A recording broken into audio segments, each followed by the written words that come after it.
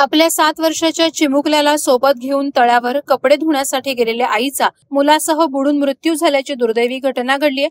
उरण तालुक्यातील पिरकोन गावात रविवार दिनांक 9 जून रोजी संध्याकाळी 5:30 वाजण्याच्या सुमारास ही हृदयद्रावक घटना घडली।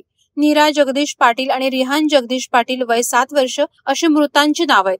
याबाबत सूत्रांनी दिलेल्या प्राथमिक माहितीनुसार उरण तालुक्यातील पिरकोन गावातील नीरा पाटील या त्यांच्या 7 वर्षाचा मुलगा रिहान पाटील याला घेऊन तळ्याकाठी कपडे धुण्यासाठी गेल्या होत्या।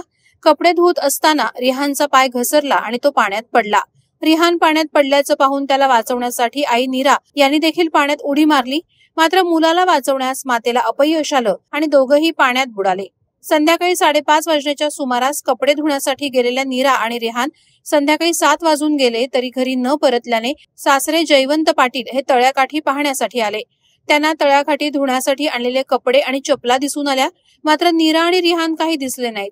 त्यामुळे त्यांनी आजूबाजूला शोध घेतला। सर्वत्र शोध घेऊन देखील दोघं कुठे सापडले नाहीत। त्यानंतर तळ्यात तर बुडाले नसतील ना अशी शंका त्यांच्या मनात आली आणि त्यांनी आरडाओरड सुरू केला। त्यानंतर ग्रामस्थ तळ्याकाठी आले। त्यांनी शोधकार्य सुरू करताच काही वेळात नीरा आणि त्यांचा मुलगा रिहान दोघांचेही मृतदेह तळ्यात आढळून आले।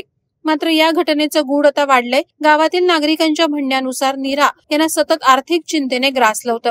देणेकरी घरी येऊन त्रास देत असत, यामुळे नीरा यांनी टोकाचं पाऊल उचललं असावं अशी चर्चा गावात सुरू असल्याचं समजतं। या मायलेकावर अत्यंत दुःखद वातावरणात सोमवारी संध्याकाळी अंत्यसंस्कार करण्यात आले। एकाच घरातील मायलेकाचा अशा पद्धतीने मृत्यू झाल्यामुळे पंचक्रोशीत शोककळा पसरली आहे।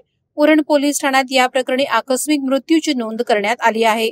वादळवारा लाईव्ह साठी न्यूज ब्युरो उरण।